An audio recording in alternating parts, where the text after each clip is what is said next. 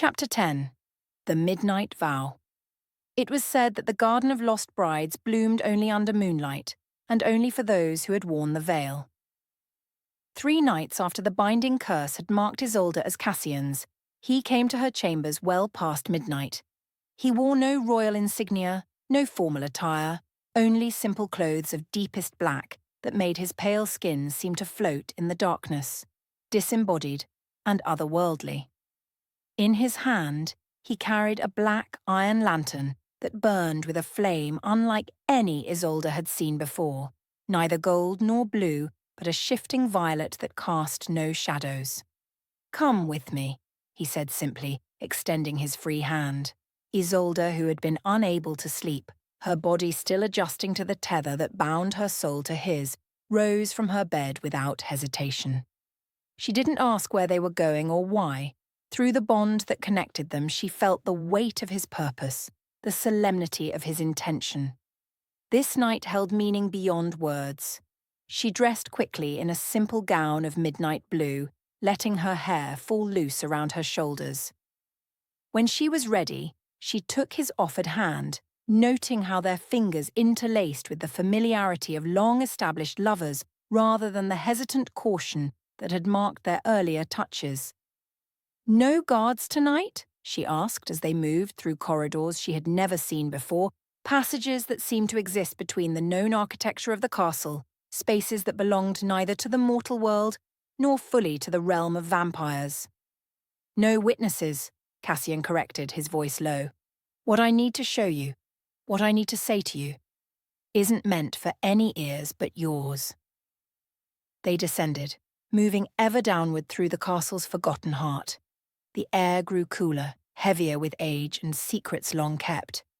Isolde felt a curious pressure building around them, as if the very walls were watching, remembering, judging. Finally, they came to an archway carved with symbols Isolde didn't recognize. Not the formal runes of vampire nobility, but something older, more primal. Cassian paused before it, turning to face her. "Beyond this point lies the Garden of Lost Brides," he said, his expression grave in the violet light of the strange lantern. "A sacred place, hidden from all but the royal blood and those who have been claimed by it. No mortal has walked these grounds and returned unchanged." Isolde met his gaze steadily. "And you think I remain unchanged already?" A ghost of a smile touched his lips. "No. But what lies beyond may show you truths I've been too cowardly to speak." "Then show me," she said simply. He lifted the lantern higher, illuminating the full arch of the doorway. "The garden was created centuries ago," he explained as they stepped through together, "to honor those who came before you, the mortal women who wore the veil of crimson, who drank from the chalice, who gave themselves to vampire princes and kings." The passage opened into an underground expanse that defied all natural law. Though they were deep beneath the castle, what stretched before them was a vast garden bathed in silver moonlight. Moonlight that had no visible source, for no sky existed above them, only a vaulted ceiling of ancient stone. The air here was cool but not damp, heavy with the scent of lavender and ash and something deeper, older.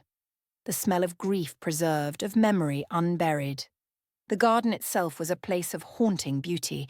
Pale marble paths wound between beds of flowers that bloomed in shades of midnight and silver, blossoms that only opened under moonlight that lived their entire lives, never seeing the sun.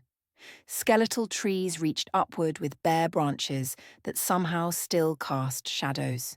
Vines with leaves like blackened lace crawled up statues of weeping women, their features worn smooth by time and tears.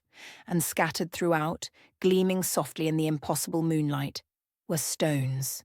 Not decorative markers or garden ornamentation, but headstones, dozens of them, perhaps hundreds, each bearing a name and dates carved with meticulous care.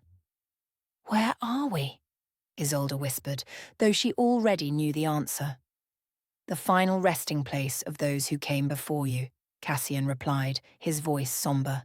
"Not their bodies. Those lie elsewhere in crypts and tombs befitting their station. But their memory, their essence, this garden holds what remained of them after the veil was lifted. Isolde felt drawn forward, pulled by a need to see, to know, to understand. She moved along the marble path, Cassian following silently behind her, the violet light of his lantern casting strange shadows that seemed to move independently of their steps. Each stone she passed bore a name, dates spanning a shockingly brief period, and a symbol. A delicate glyph that somehow Isolde knew represented the manner of death. She couldn't read the ancient vampire script, but understanding flowed through the bond she shared with Cassian, knowledge seeping from his consciousness to hers. Liliana Drovost, burned from within. 3 months after the binding, Elysia Tarn. Blood drained to the last drop. 6 months after the binding, Meralda Voss. Heart stopped during transformation, 1 year after the binding. On and on they went. These monuments to women who had stood where Isolde now stood, who had felt the kiss of a vampire prince, who had bound their lives to the immortal world only to have that world consume them completely. And then she came to a stone that made her steps falter, her breath catch. Unlike the others, this one was made of obsidian so dark it seemed to absorb the moonlight rather than reflect it. The name carved into it gleamed with a faint reddish tint, as if the letters had been filled with blood that never fully dried. Brielle Vale-Ross. The dates indicated she had lived only 22 years, younger than Isolde herself. And beneath her name was a symbol different from all the others. Not flames to indicate burning, not droplets to suggest draining, but a shattered crystal. Shattered, Isolde whispered, her fingers reaching out to trace the symbol, drawn by a compulsion she couldn't name. "Don't touch it," Cassian said sharply, catching her wrist before her fingertips could make contact with the stone. "Some memories are better left undisturbed." Isolde looked up at him, seeing the pain etched in his features, a pain so old and deep it had become part of his very being. "She was yours," she said, not a question but a certainty. "The last before you," he confirmed, his voice tight. 217 years ago. "What happened to her?" Cassian's gaze dropped to the obsidian stone, his expression unreadable. "The curse," he said simply, as with all the others. But Brielle. He hesitated, as if the name itself caused him physical pain. Brielle fought it longer, harder than any who came before. She was brilliant, willful, determined to defy fate itself. "Like me," Isolde said softly. "No," Cassian replied, his eyes lifting to meet hers. "You're worse. Brielle made me hope. You make me want to believe again." The words hung between them, heavy with meaning, with admission, with the vulnerability of one who had spent centuries building walls only to find them crumbling before a single mortal woman. Isolde knelt before the stone, careful not to touch it. "I'm not her," she whispered, the words both promise and plea. "I'm not any of them. I won't share their fate." "I know," Cassian said behind her, his voice barely audible. "That's what terrifies me most." They remained there in silence for several long moments, surrounded by the memorials of women whose lives had been claimed by the same curse that now threatened Isolde. Then, with a gentle hand on her shoulder, Cassian guided her away from Brielle's stone, leading her deeper into the garden. At its centre lay a pool of water so still it resembled polished glass. Its surface reflected stars. Countless stars in constellations Isolde had never seen before, though no sky existed above them, only the vaulted stone ceiling of the underground chamber. The water itself seemed to glow with a faint blue luminescence, casting the surrounding area in an ethereal light that made the white marble benches around it appear to hover just above the ground. "The pool of reflection," Cassian explained as they approached. "It shows not what is, but what might be. Possibilities, potentialities, paths not yet taken." Isolde stared into the water, but saw only stars. No future, no possibilities, nothing but distant points of light that had no right to exist in this underground garden. I see nothing, she admitted. Be grateful, Cassian replied. Those who see their futures clearly rarely live to fulfill them. He led her to one of the marble benches, setting the violet-flamed lantern beside them. The light it cast made his features seem even more otherworldly. The sharp angles of his face, the unnatural stillness of his immortal form, the garnet eyes that held centuries of memories behind their depth. For a long moment, he simply looked at her, his gaze moving over her features as if memorizing every detail, every curve and line that made her uniquely herself. Then, with a deliberation that made her heart quicken, he slid from the bench to kneel before her on the garden path. Cassian, she began, startled by the gesture, by the sight of this proud vampire prince on his knees. I need to say something, he interrupted gently, taking her hands in his. His touch was cool as always, but warming quickly from contact with her skin. Not as a prince, not as your captor, but as the man who has watched you change everything I thought I was. Isolde fell silent, her pulse fluttering wildly in her throat as she felt the weight of the moment settle around them, heavy as a cloak of destiny. Since the curse first touched my bloodline, Cassian continued, his voice low but clear, I have lived half a life. I have taken what I needed to survive. Blood, loyalty, even love. But I have given nothing of myself in return. I have hidden behind duty, behind tradition, behind the expectations of my kind. I have allowed myself to believe that my curse gave me no choice but to remain forever isolated, forever apart, forever alone. His thumbs traced circles on her wrists, the touch feather-light, yet grounding. But you, he said, his voice softening, you refused to accept the walls I built. You demanded truth when I offered lies. You sought connection when I offered distance. You chose love when I warned of death. Through the bond they shared, Isolde felt the truth of his words, felt the centuries of loneliness, of carefully constructed isolation, of deliberate emotional starvation. It washed through her in waves, that ancient pain, that endless solitude, and beneath it, something newer, brighter, more fragile, hope, tentative as the first shoot of green after a killing winter. I vow, Cassian said, each word deliberate, weighted with significance, to never command you, only ask. I vow to never use the bond to chain you, only to protect you. And if I fail in this, if I ever break you, I give you my name, my blood, my throne, and my end. His voice trembled slightly on the final words, betraying the enormity of what he offered, what he promised. I vow that if I fall, it will be with you, not without you. The tether between them hummed with the solemnity of his oath, with the vulnerability of this immortal being placing his very existence in her mortal hands. It was more than words. It was a reshaping of reality, a defiance of the curse that had defined his existence for centuries. Isolde didn't answer immediately. Instead, she rose from the bench, gently freeing her hands from his grasp. Without a word, she moved to the edge of the pool, where the still water reflected impossible stars. She stood there, framed by that otherworldly light, her silhouette dark against the luminescence rising from the water. Then, with slow deliberation, she stepped into the pool.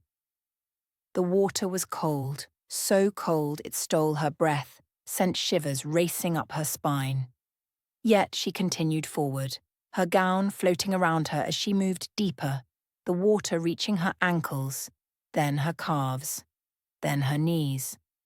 When she reached the center, waist-deep in the freezing pool, she turned to face Cassian, who watched her from the bank with an expression of wonder and trepidation. Moonlight surrounded her like a halo, turning her skin to silver, her hair to a river of liquid shadow.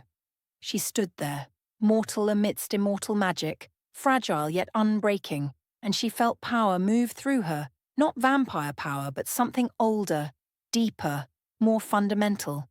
The power of choice.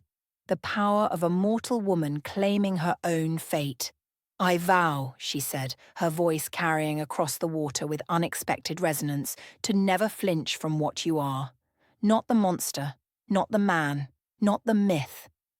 She took another step forward, the water now reaching her ribs, her arms floating at her sides, her hair spreading out around her shoulders like dark wings. "I vow to fight beside you, to love you even when it hurts, and to carry your name as mine, not out of duty, but because I choose you." The water seemed to respond to her words, ripples spreading outward despite the stillness of her body, tiny waves that carried moonlight to the edges of the pool and back again. She lifted her hand from the water, letting droplets fall from her fingertips like liquid diamonds. "If you fall," she continued, her voice steady despite the cold that numbed her limbs, "I will catch you. If I break, you will hold me. And if this ends in fire—" Her eyes locked with his, unwavering, unyielding. "Then we burn together." For a heartbeat, Cassian remained motionless on the bank, as if frozen by the power of her words, by the sight of her standing amidst the sacred waters, transformed by moonlight and magic into something both mortal and other. Then, without removing his clothing, he stepped into the pool. The water parted around him as he moved forward, creating a path of ripples that intersected with hers, creating patterns of light and shadow across the surface. His eyes never left hers, his expression a complex mixture of awe and devotion, and something deeper, more primal, the recognition of a soul finding its match after centuries of searching. When they met at the center, both soaked and breathless, she from cold, he from emotion, they pressed their foreheads together, hands finding each other beneath the water's surface. No audience witnessed this moment. No priest blessed their union. No rituals sanctified their vows. There was only this: two souls bound by choice as much as by magic, two hearts beating in defiance of curse and prophecy alike. "Mine," Cassian whispered, the word both claiming and offering. "Yours," Isolde answered, accepting and claiming in return. The water around them began to glow more intensely, the blue luminescence brightening until it rivaled the impossible moonlight above. It rose between them like mist, like smoke, like living light, enveloping them in a cocoon of ancient magic that responded to their vows, to the promise made not under duress or ritual obligation, but freely, fully, with complete understanding of the cost. When the light faded, the water settling once more into glassy stillness, something had changed. Not visibly. No marks appeared on their skin. No physical alteration announced the transformation. But Isolde felt it through the tether that connected them. A deepening, a strengthening, as if the bond that had been imposed by ritual and blood had been reforged into something new, something chosen, something unbreakable by any power save their own united will. Cassian led her from the pool, both of them dripping, their clothes clinging to their bodies, revealing rather than concealing. He guided her not back to the bench but to a weeping willow near the pool's edge, its pale branches creating a curtain of silver green around them, a private sanctuary within the already hidden garden. They settled beneath its shelter, lying side by side on the soft grass that grew despite the absence of sunlight. For a long while they simply existed together, in comfortable silence, letting the gravity of what had transpired settle around them like a mantle, like an armor, like a crown. "There's something else," Cassian said finally, his voice quiet but clear in the stillness. "Something I haven't told anyone, not my father, not my allies, not even Varel with all her knowing." Isolde turned her head to look at him, noting the seriousness in his expression, the tension in his jaw. "Tell me," she encouraged. He was silent for a moment, organizing his thoughts, then began. "For centuries, I've played the role expected of me, the dutiful son, the obedient prince, the vampire lord, content with his position in the hierarchy.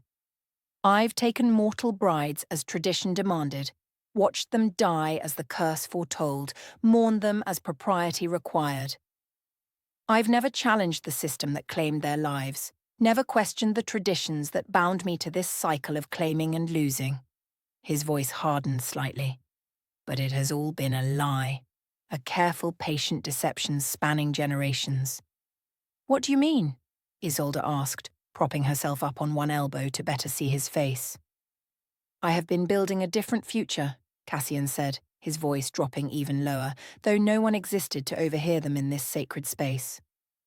Gathering allies, securing loyalties, positioning myself not just as heir but as revolutionary. My father believes I accepted the curse as my birthright, that I've resigned myself to the patterns established by my ancestors. But the truth is far different.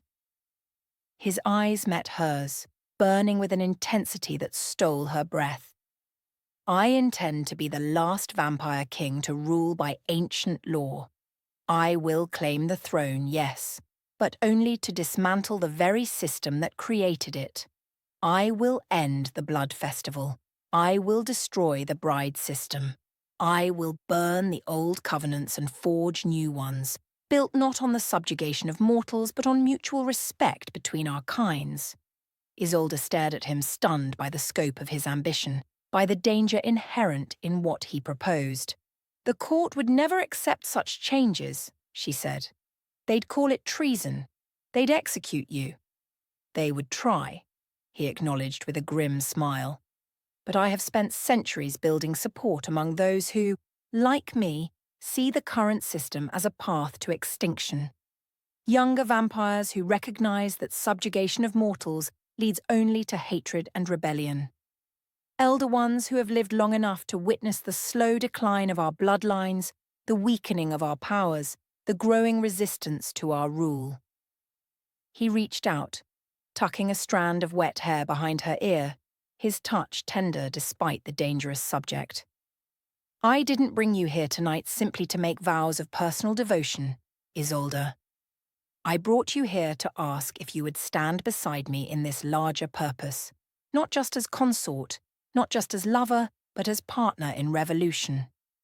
Through their bond, Isolde felt the weight of what he asked, the danger, the uncertainty, the possibility of failure that could mean not just his death, but the deaths of all who followed him.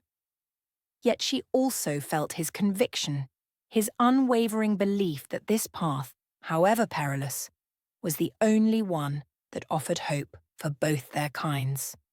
When? She asked simply. Soon, he replied. My father weakens daily, though he hides it well. The old magic that sustains him is failing.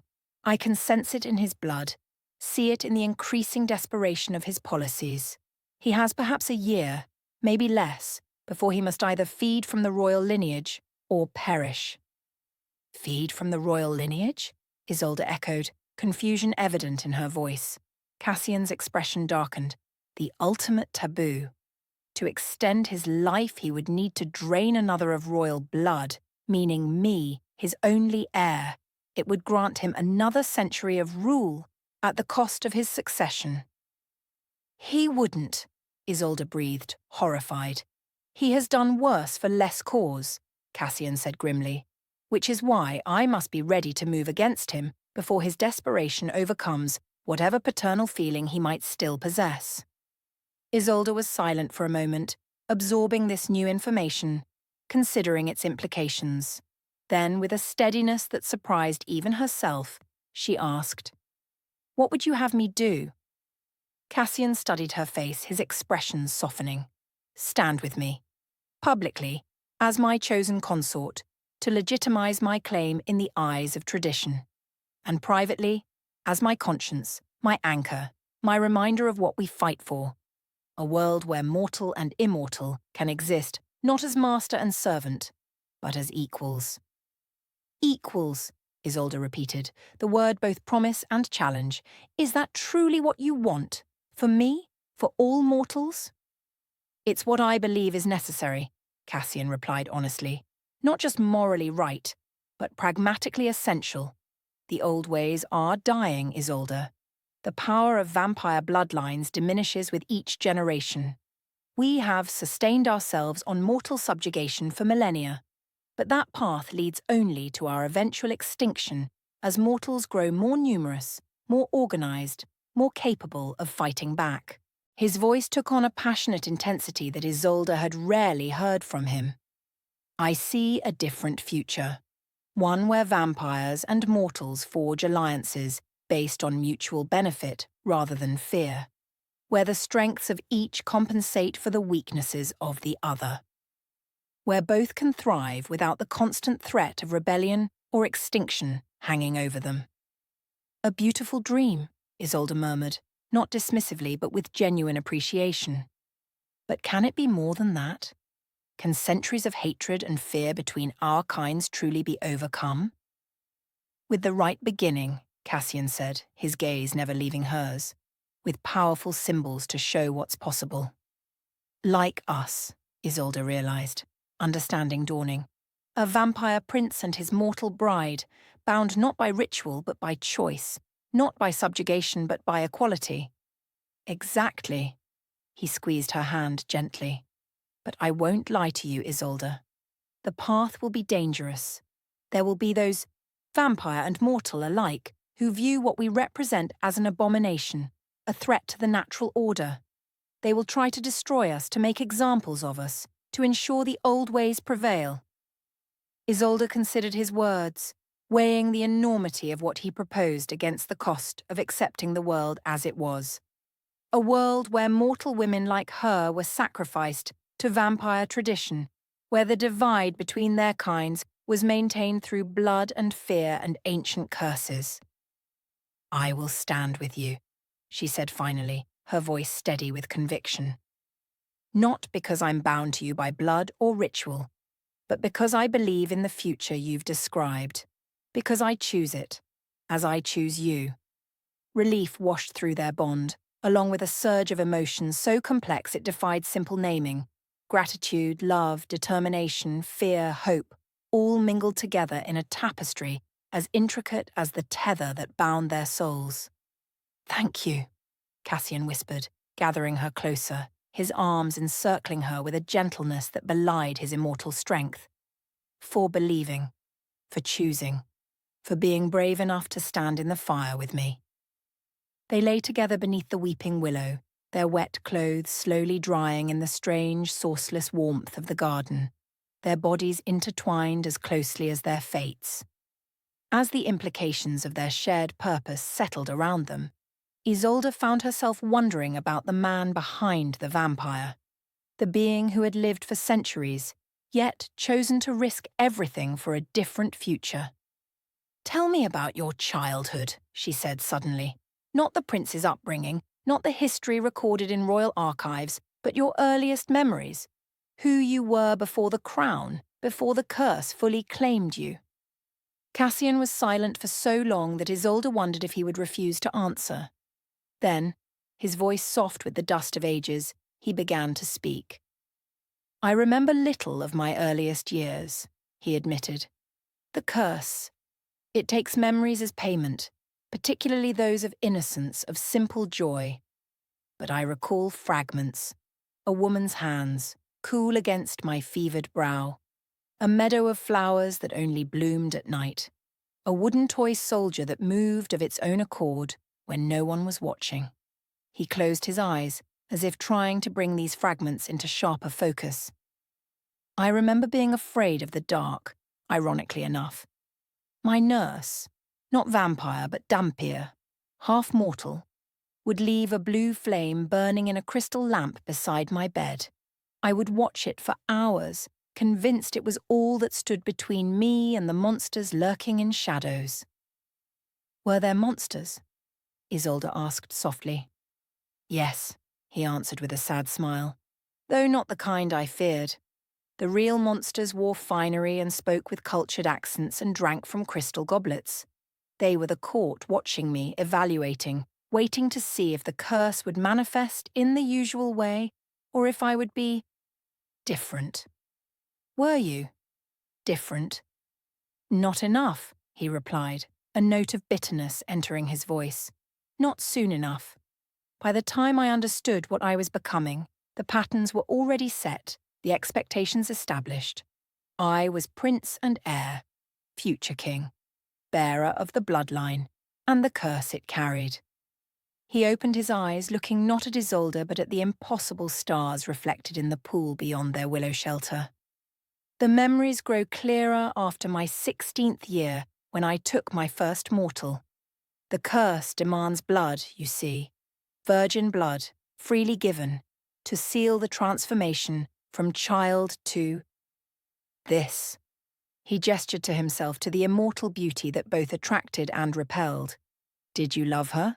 Isolde asked, not jealously but with genuine curiosity. That first mortal? I thought I did, Cassian said softly. She was beautiful, innocent, utterly enchanted by the attention of a vampire prince. I believed we would defy the curse together, that our love was stronger than ancient magic. He fell silent, the weight of centuries pressing down on him, evident in the tight line of his jaw, the distant look in his eyes. What happened? Isolde prompted gently. What always happens, he replied, his voice flat. The curse consumed her. One moment she was laughing, radiant with life and love. The next, he shook his head. I learned then what my father had tried to teach me, that for our kind, love is not salvation, but damnation, not strength, but fatal weakness. He turned to her then, his expression softening from remembered pain to present wonder. Until you, he added quietly, until you showed me that perhaps the curse could be fought not by avoiding love, but by embracing it completely. By choosing it freely, eyes open, consequences accepted. Isolde reached out, tracing the line of his jaw with gentle fingers. Now it's your turn, he said. Tell me of your childhood. Not the consort's history, but the girl you were before the veil, before the blood festival.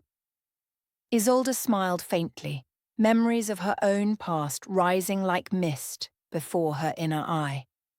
I was born in the Shadowlands, the territories neither fully claimed by mortal kingdoms nor vampire domains.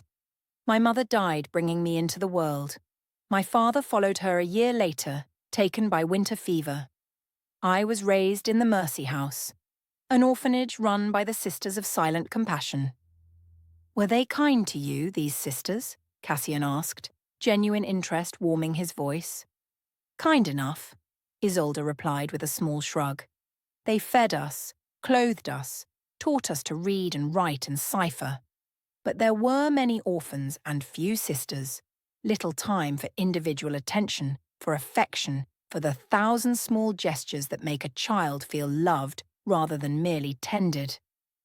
She plucked a blade of grass, twirling it between her fingers as she continued. I learned early to rely on myself, to find joy in small things, a perfect snowflake, a stolen apple, a moment of quiet beneath the old willow tree in the orphanage garden. She glanced up at the silver-green canopy above them. Perhaps that's why I feel at home here beneath these branches. And how did a girl from the Mercy House come to be selected for the Blood Festival? Cassian asked, though through their bond, Isolde sensed he already knew the answer, had orchestrated it himself, as he had admitted during their confrontation with the Truth-Thorn. It was presented as an honor, she replied, playing along with the pretense. Once every 3 years, girls of appropriate age from the border territories are eligible for selection. To be chosen means elevation from commoner to noble, from poverty to privilege. Her lips curved in a wry smile. Or so we were told. And you believed it? I believed there was more to the story than we were being told, she corrected. I had read forbidden histories, texts smuggled into the orphanage by sympathetic travellers. I knew what the Blood Festival truly represented, the culling of mortal women to serve vampire appetites. But I also knew that refusing selection wasn't an option. So I decided that if I must go, I would go with my eyes open, my mind clear. You were prepared to die, Cassian observed, a note of admiration in his voice. I was prepared to fight, Isolde countered. Death might have been the outcome, but I would not go meekly to the slaughter. I would understand my enemy, learn his weaknesses, find a way to survive, or at least to make my passing costly enough to remember. Cassian laughed softly, the sound warm with genuine amusement. No wonder the thorn ring chose you, he said. No wonder the curse hesitates to claim you. You were a warrior before you ever set foot in my court. Not a warrior, Isolde demurred, simply a girl who refused to be a victim. And now? He asked, his expression growing serious once more. What are you now, Isolde Marin? She considered the question, feeling the weight of the tether between them, the vows they had exchanged, the future they had committed to forge together. Now, she said slowly, I am something new, neither fully mortal nor vampire, neither subject nor ruler, something in between, something becoming. As am I, Cassian whispered, drawing her closer. Something I never thought to be, something the curse never accounted for. Their lips met in a kiss that tasted of possibility, of defiance, of futures unwritten. Above them, the weeping willow began to shed its blossoms, tiny star-shaped flowers of palest silver that drifted down around them like snowflakes, like blessings, like promises made by ancient powers awakening from long slumber. When they finally parted, Isolde was surprised to find tears on her cheeks. Whether her own or Cassian's, she couldn't tell.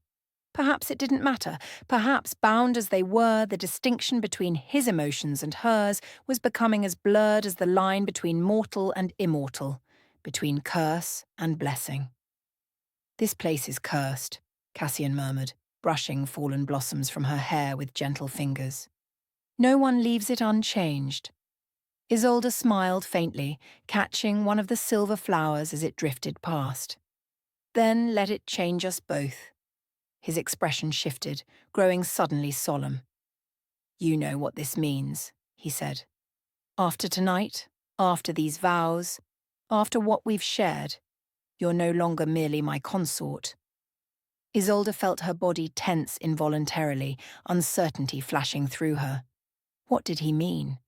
Had he changed his mind about their partnership, about the future they had just pledged to build together? As if sensing her momentary fear, Cassian touched her heart with gentle fingers. You are my equal, he said simply, in all things, in all ways from this night forward, not bound to me by ritual or tradition, but joined by choice, by mutual decision. Relief and something deeper, pride perhaps, or fierce joy, washed through Isolde. And the court? She asked. Will they accept such a declaration from their prince? They will have no choice, Cassian replied, determination hardening his voice. The time for hiding my true intentions is coming to an end. Soon, very soon, we move from shadow to open confrontation. They remained in the garden until the false dawn began to lighten the vaulted ceiling above them. A magical approximation of the sunrise they could not see from this underground sanctuary. Then, reluctantly, they rose and retraced their steps through the marble pathways, past the memorial stones, back toward the arched entrance that would return them to the known corridors of Valenhart Castle.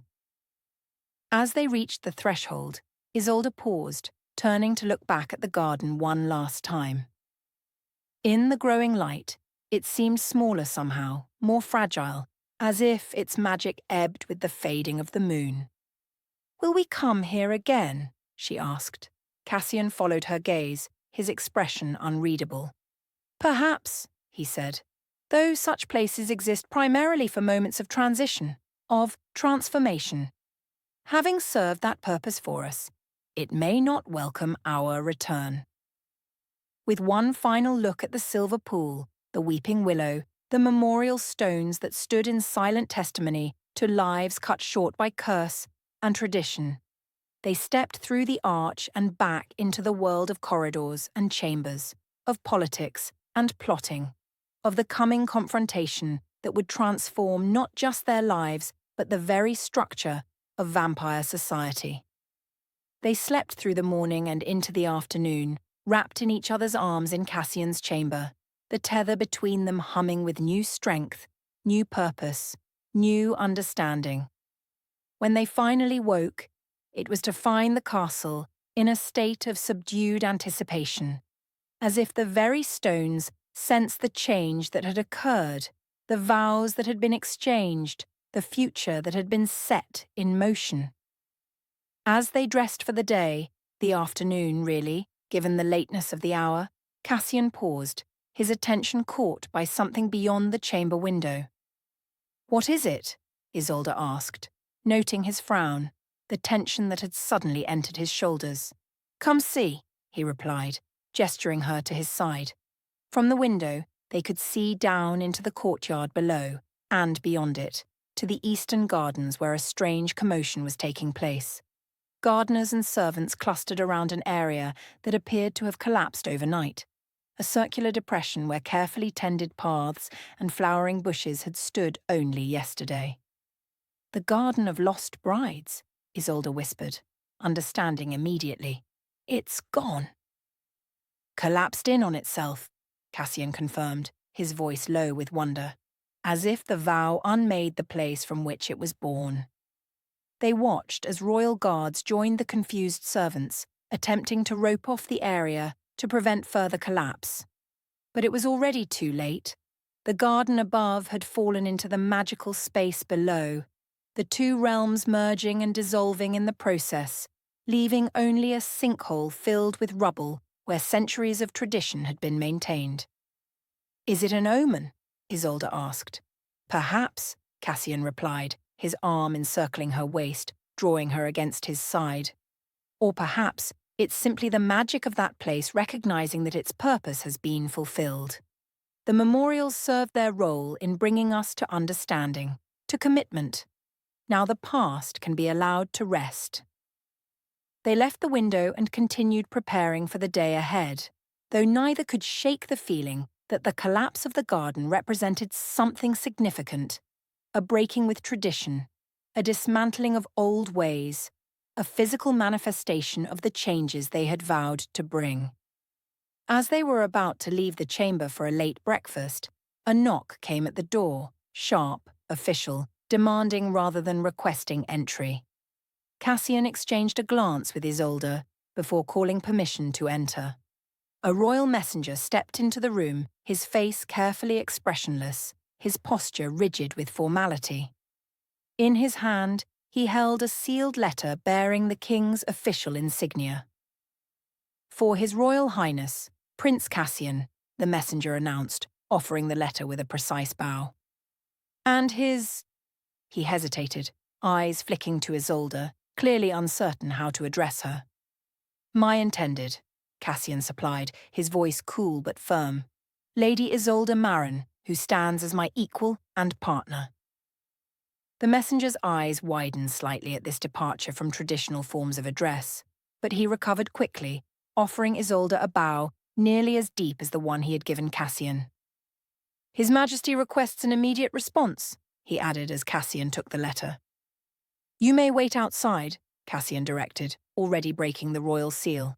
When the door closed behind the messenger, Cassian unfolded the letter, his expression growing increasingly grim as he read the contents. Without a word, he handed it to Isolde, allowing her to see for herself what had provoked such a reaction. The letter was brief, its message clear despite the formal language in which it was couched. The king demands a public showing of loyalty, an offering of blood. You will bring her to the court of judgment, and you will kneel. "They know," Isolde said, understanding dawning as she looked up from the letter. "About last night, about the vow, about what we plan. They must know, or at least suspect. Or they simply seek to test where my loyalties truly lie," Cassian replied, his voice tight with controlled anger. "To force me to choose, publicly, between traditional obedience and what we have created together."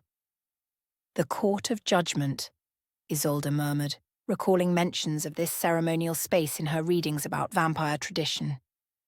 That's where trials are held, where traitors are sentenced, and where princes who defy their kings are reminded of their place in the hierarchy, Cassian added grimly. My father has not summoned me to judgment in over a century. To do so now with such specific demands? They want to test your vow, Isolde realized, her heart beating faster as she considered the implications. The vow you made to me last night, to never command me, to treat me as equal. Cassian's expression hardened, determination replacing momentary uncertainty. Then let them see, he said, his voice like steel wrapped in velvet. Let them all see what happens when a king tries to threaten what I love. He moved to the door, opening it to address the waiting messenger. Tell His Majesty that Prince Cassian and Lady Isolde accept his invitation to the Court of Judgment, he instructed, his tone leaving no room for question. We will attend at the appointed hour. As the messenger bowed and departed, Isolde felt a curious calm settle over her, not the calm of resignation, but of certainty, of purpose, of knowing that the path they had chosen together, however dangerous, was the right one. So it begins, she said quietly. Cassian turned to her, his expression softening as their eyes met. Yes, he agreed, crossing the room to take her hands in his. The first battle in a war that will either transform our world or end our existence. Are you afraid? Isolde considered the question honestly, searching her heart for her true feelings. Yes, there was fear of pain, of failure, of loss. But alongside it, stronger and more vital, was determination, courage, the fierce joy of fighting for something worth the cost. I'm terrified, she admitted, but I'm also ready. Whatever comes, whatever price we pay it together, Cassian finished, completing what had become their shared vow, their mutual promise to face whatever lay ahead, not as prince and consort, not as vampire and mortal, but as equals bound by choice and love and common purpose. Outside, beyond the chamber windows, clouds gathered on the horizon, dark, heavy with coming storm, a fitting harbinger for the confrontation that awaited them. Within hours they would stand before the court of judgment, before the king himself, and in that moment, the future they had vowed to create would begin its difficult birth. But here, now, in this moment of quiet before the storm, they held each other's gaze with unwavering certainty, with the knowledge that whatever trials lay ahead, they would face them together, bound not by curse but by choice, not by tradition but by love, not by fear but by the fierce determination to create a world where such bonds were not just possible but celebrated. The Garden of Lost Brides had served its purpose. The veil of tradition had been lifted.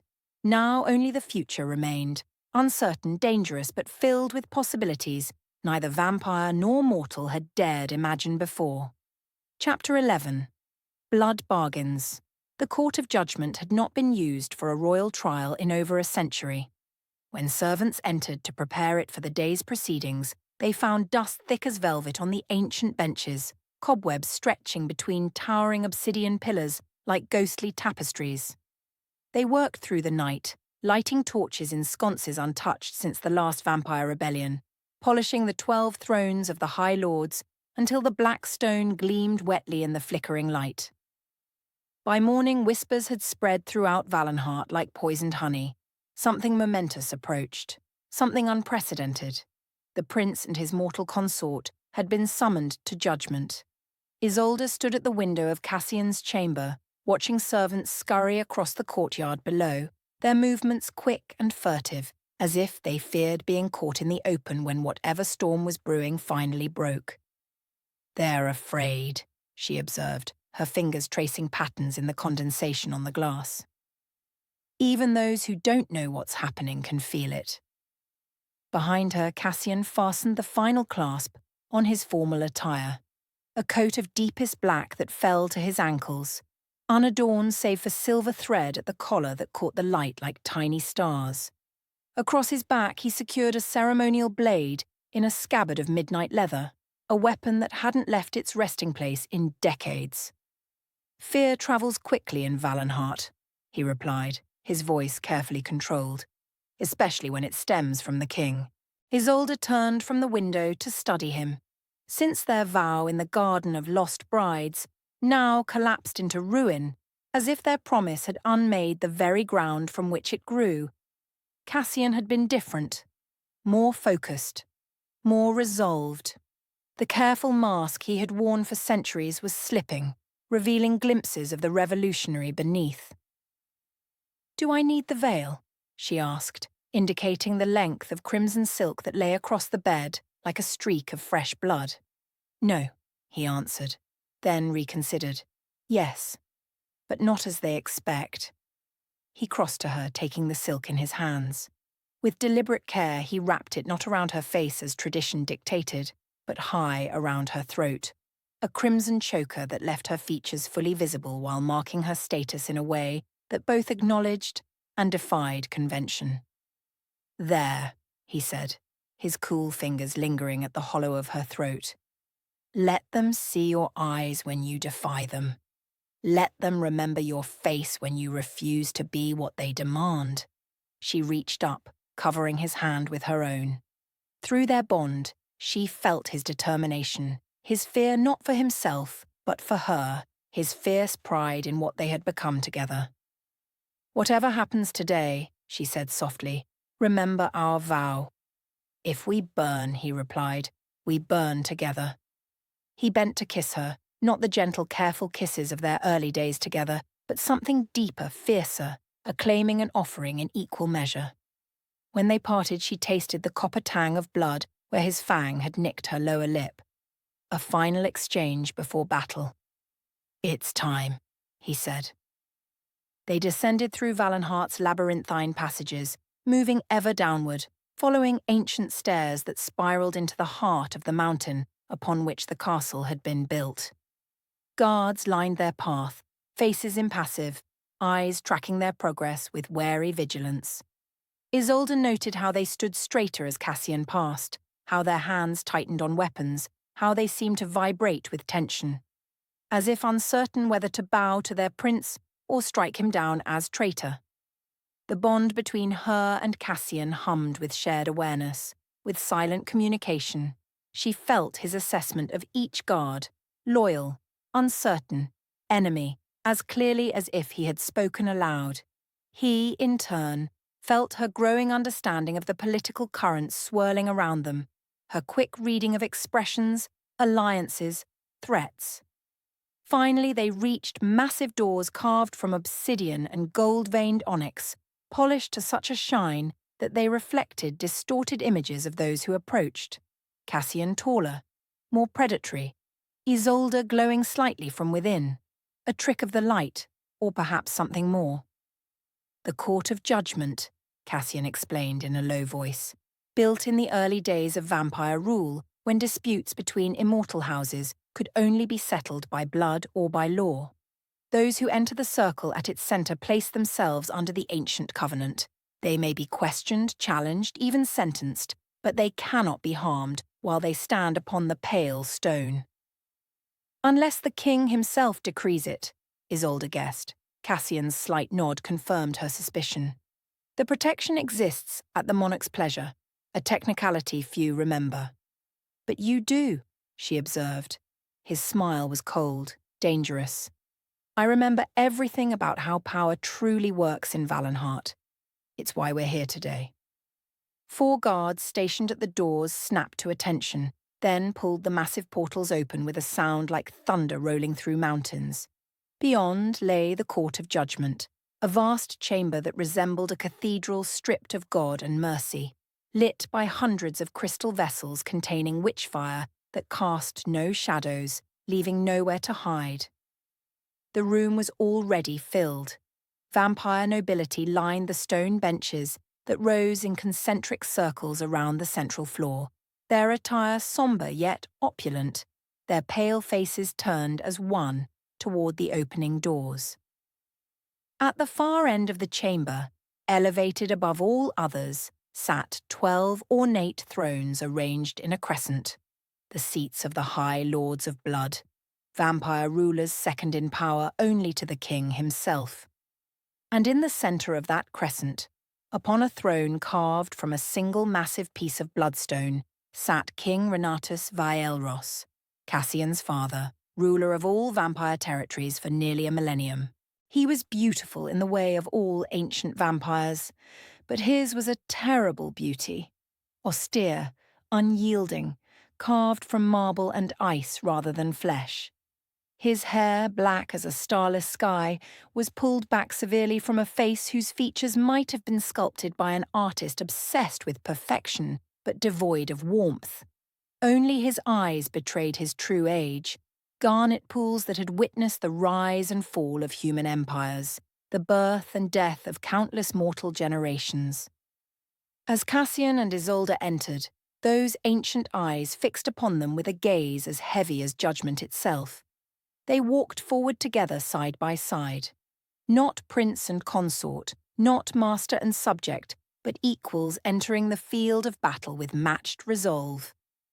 The whispers that had filled the chamber died away, replaced by a silence so complete that Isolde could hear the soft rustle of her gown, the whisper of Cassian's coat, the steady rhythm of her own heartbeat echoing in the cavernous space. "The prince arrives," the king intoned, his voice carrying effortlessly to every corner of the room. "With the mortal he defends." Cassian did not bow, did not offer any greeting. His silence was deliberate, a first declaration of defiance. The king's expression remained impassive, but Isolde felt, through her bond with Cassian, the dangerous undercurrent of his father's rage at this breach of protocol. "Bring her forward," the king commanded. Cassian's hand brushed hers, reassurance, not restraint. Isolde stepped away from him, moving alone into the circle of pale marble that formed the centre of the court. She felt the weight of hundreds of immortal gazes upon her, some curious, some contemptuous, all dangerous. "Too fragile," came a murmur from her left. "Pretty little ghost," whispered another voice. "She won't last the year," predicted a third with the casual cruelty of one discussing the lifespan of a mayfly. The king raised his hand and the whispers ceased as if cut by a blade. "Lady Marin," he said, addressing her directly, his tone suggesting the title was a courtesy he might revoke at any moment. "You have disrupted tradition, interfered with consort protocol, and refused to submit to feeding rites. Do you deny this?" Isolde felt Cassian's tension through their bond, his concern not for himself but for her. She stood straighter, meeting the king's ancient gaze without flinching. "No," she replied, her voice calm and clear in the silence. "I did exactly as you say, and I would do it again." The room fell silent, not the orchestrated quiet of before, but a shocked stillness, as if the very air had frozen in disbelief. Even the king paused, his expression shifting almost imperceptibly from disdain to something more calculating. "You speak boldly," he observed, the words neither compliment nor condemnation. "I speak truthfully," Isolde countered. She felt Cassian's approval through their bond, his fierce pride in her courage. But beneath it lay concern. He knew, better than she, the dangerous ground upon which they stood. From the crescent of high thrones a figure rose, a vampire lord with eyes like cruel winter and a mouth that seemed perpetually poised to deliver some cutting remark. His formal attire, midnight blue embroidered with silver runes, marked him as a member of an ancient bloodline. "I am Lord Kelric Noctis," he announced, his gaze raking over Isolde as if assessing a piece of livestock. "And I propose a test." The king turned slightly toward him. "Speak, Lord Noctis. If this mortal is truly bound to the prince as claimed, if their connection transcends mere ritual and has become something unique, then let us see the evidence." His smile was a predator's warning. "Let the mortal feed on one of us. Let her prove she is worthy of the bond she claims." Isolde stared, momentarily confused. Feed on a vampire? Lord Kelric's smile widened, revealing the tips of fangs kept carefully sheathed until now. If she is truly bound to the prince, our blood will reject her, the natural order preserved. If not, he shrugged elegantly, well, she will enjoy the taste briefly before it consumes her from within. Either way, truth will out. Murmurs of approval rippled through the court. This was vampire justice. Elegant, cruel, definitive. Cassian stepped forward, his hand moving to the hilt of his ceremonial blade. "You touch her," he warned, his voice carrying the chill of a winter grave. "And I end this council with fire." The threat hung in the air, vibrating with deadly intent. Through their bond, Isolde felt his readiness. Not bluster, not empty words, but absolute willingness to draw blood in this sacred chamber if any harm came to her. "She must prove her worth," the king said, his tone suggesting mild interest rather than investment in the outcome. "Or you lose your claim. Those are the choices before you, my son." At a gesture from Lord Kelrick, an attendant appeared bearing a chalice of ancient silver, its surface etched with runes that seemed to shift and writhe in the witch firelight. The vampire lord drew a ceremonial dagger from within his robes, slicing his palm with deliberate slowness. Black-red blood, thicker than human blood and gleaming with unnatural vitality, dripped into the chalice. When it was half filled, he passed the vessel to Isolde with a mocking bow. "Drink," he commanded, "if you dare." Isolde looked to Cassian. His expression remained impassive, but through their bond, she felt his fear, his desperate silent plea, "Don't." But in that moment, Isolde understood what was truly at stake. This was not merely about proving their bond's authenticity. This was their first real battlefield in the war for recognition, for the future they had sworn to build together. If she faltered now, their vow in the Garden of Lost Brides would become empty words, their defiance reduced to temporary rebellion, quickly crushed. She would not give them that victory.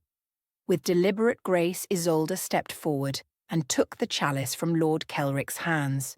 She raised it before the assembled court, a toast to their shared future, though not the future they imagined. Then she brought the rim to her lips and drank. The effect was instantaneous and devastating. Pain seared down her throat like liquid fire, spreading through her chest and into her limbs with merciless speed. Her heart seized, stuttering in her chest as if struggling to remember its purpose. Her vision blurred, darkened at the edges, the faces of the watching vampires becoming smeared impressions of pale ovals and glittering eyes. But she did not fall. Instead, something remarkable happened. Where vampire blood should have poisoned her, should have burned through her mortal system like acid through parchment, a different force intervened. The tether that bound her to Cassian, forged in truth, strengthened by choice, sealed with their midnight vow, flared to life. Isolde began to glow. It started at her center, a golden light that spread outward through her veins like molten sunrise, meeting the vampire blood and not destroying it but transforming it, integrating it, bending it to the will of something beyond either mortal or vampire understanding. Her skin shimmered with inner luminescence, her eyes reflecting light like twin moons. The chalice slipped from her fingers, shattering on the marble floor with a sound like breaking fate. Gasps echoed through the court, followed by horrified whispers. "She's immune. No mortal can—" "She's not mortal."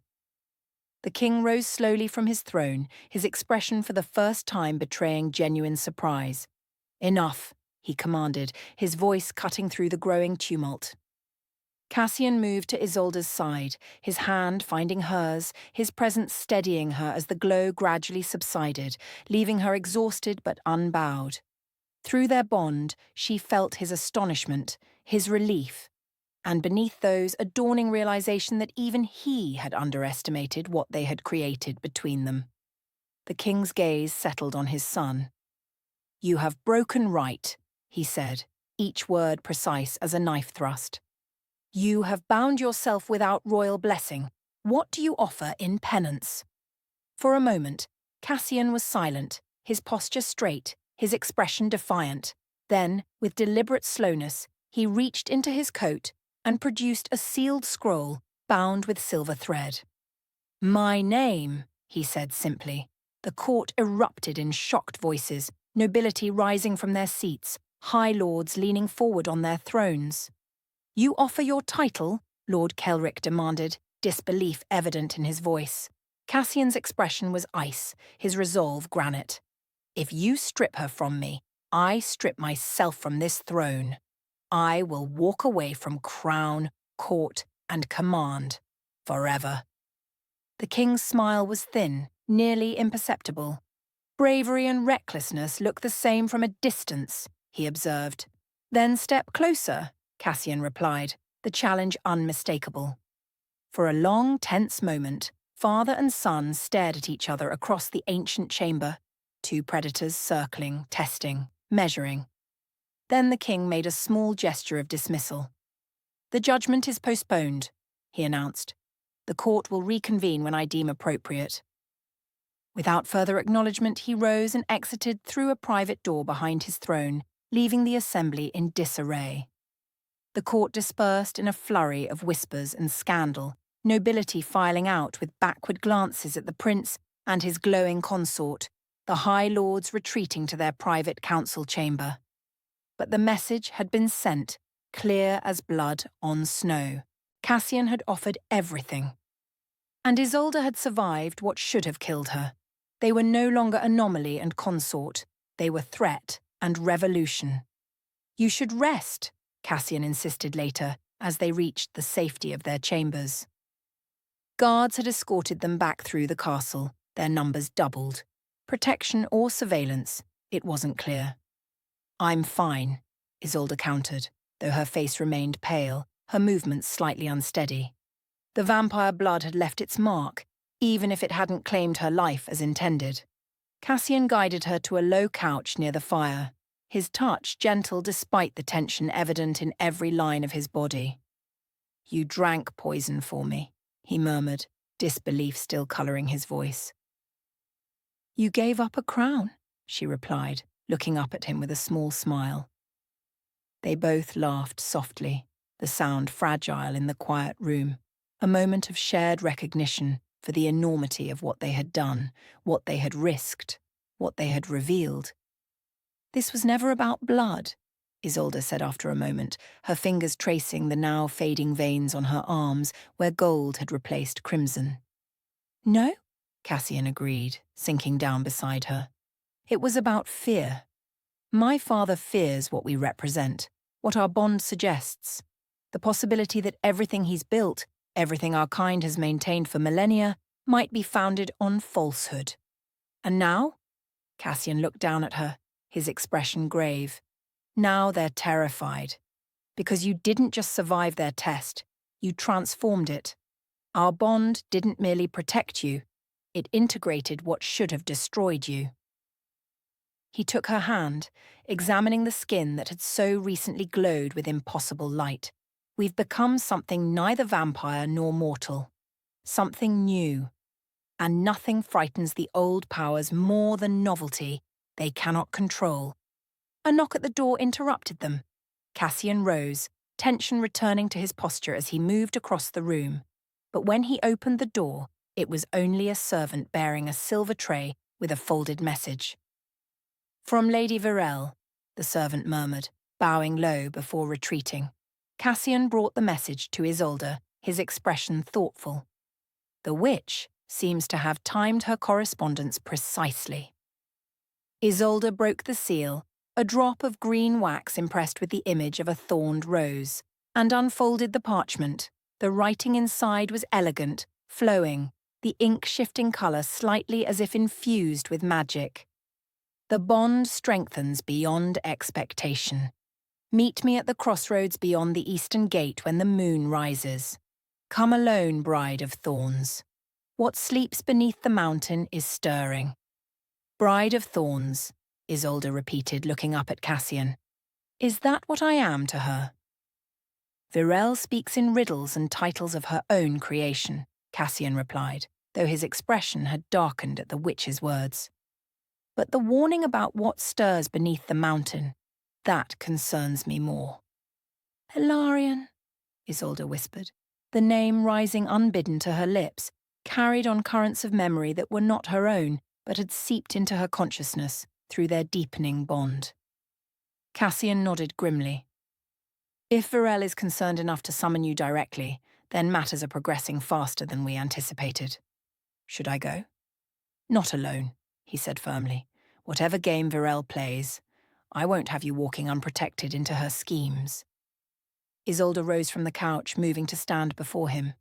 If I appear with guards, or with you, she may refuse to speak freely.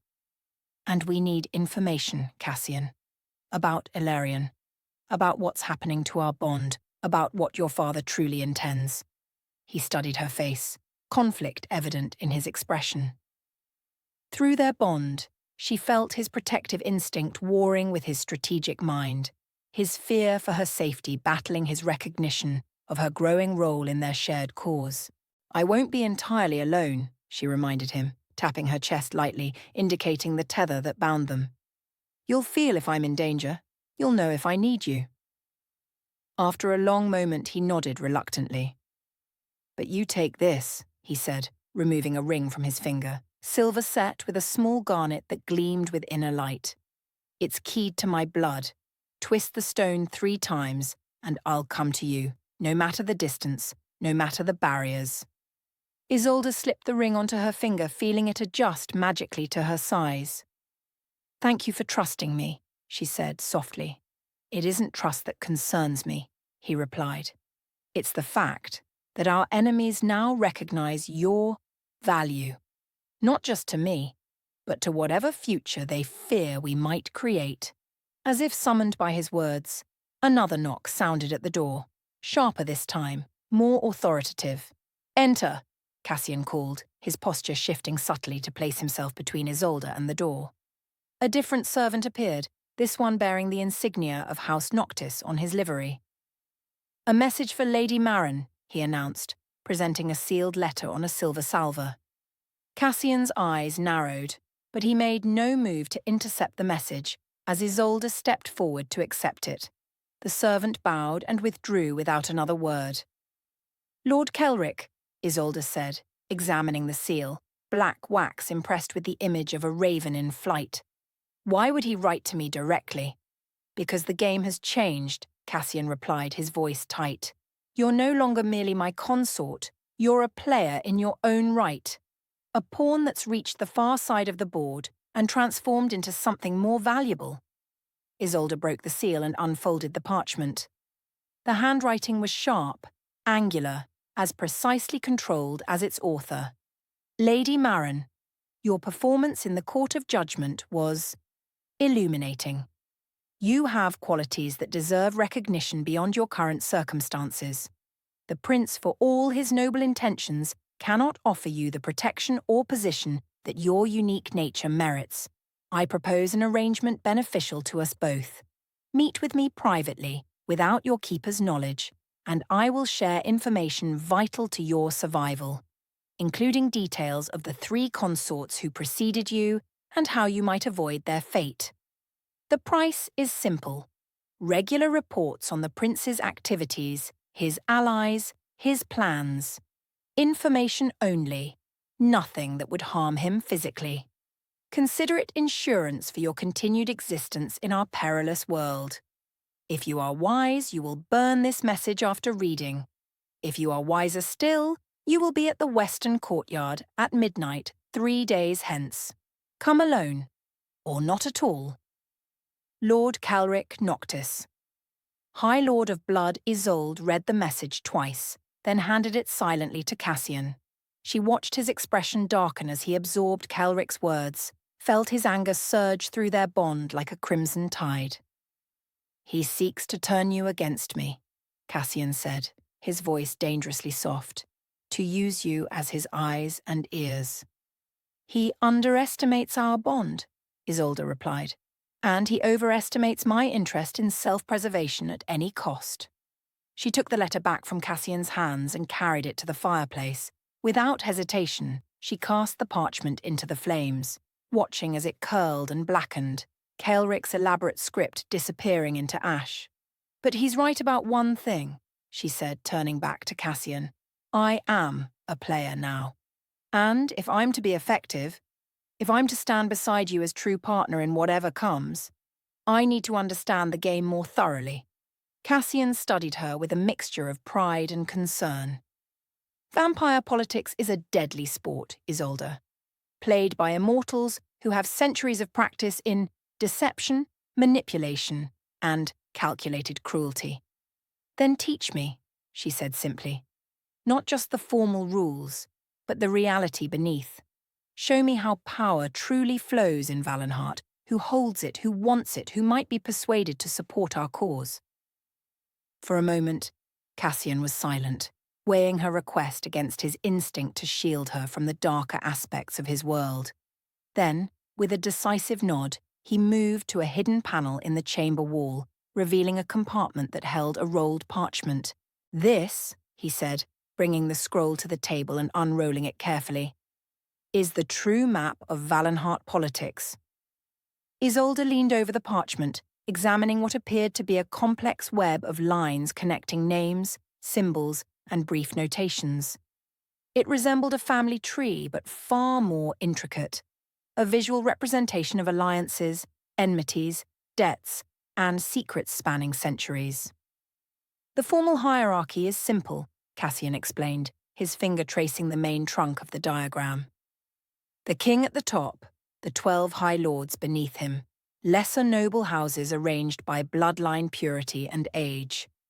But the reality," he indicated the myriad interconnecting lines that crisscrossed the parchment like a spider's web, "is infinitely more complex." For the next hour, he guided her through the labyrinth of vampire politics, showing her which lords might be sympathetic to their cause, which were unswervingly loyal to his father, which might be persuaded to change allegiance given the right incentives. He explained blood debts and honor bonds, centuries-old vendettas and hidden alliances, the currency of secrets and the economy of favors that truly governed Valenheart's society. "And your father?" Isolde asked finally. "Where does his true power lie?" Cassian's expression grew somber. "In fear," he said simply, "in the knowledge accumulated over a millennium of rule, in secrets that could destroy nearly every noble house. But most of all," he hesitated, then continued reluctantly, "in blood magic so ancient and terrible that even most vampires believe it merely legend." "The curse," Isolde suggested. "The curse is but one manifestation," Cassian corrected. "My father's power runs deeper, darker. It's tied to Ilarion somehow, to whatever sleeps beneath the mountain, as Varel put it." His fingers absently traced the line connecting his name to the king's on the parchment. "We'll need to move against him soon, before he fully realizes what our bond represents, what it might become." "A threat to his power," Isolde said, understanding dawning. "Not just politically, but magically." "Yes," Cassian rolled the parchment carefully, returning it to its hiding place. "Which makes your meeting with Varel all the more crucial. We need to understand what's happening to us, what the bond is becoming, what potential it holds."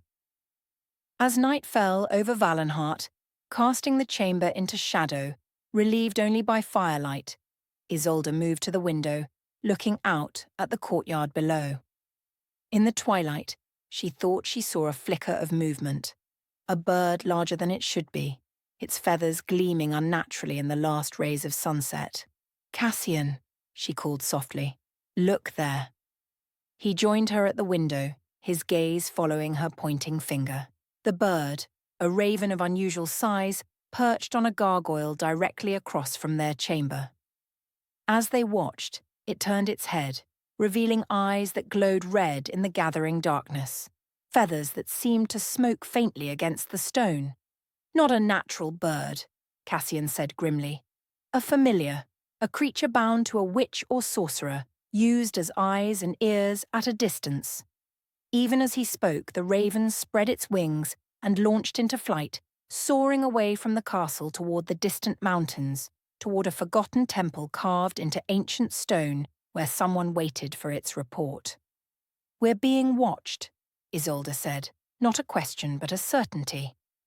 "We have been from the beginning," Cassian replied.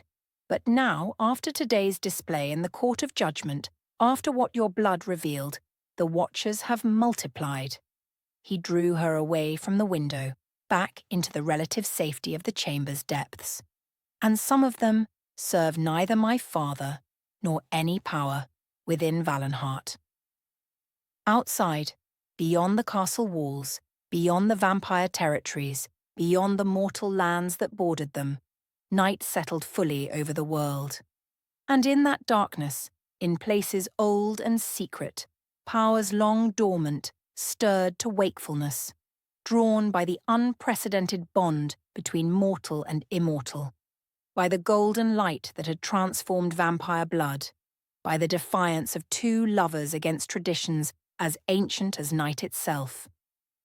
The war that Cassian had prepared for, that Isolde had committed herself to, was no longer approaching. It had already begun.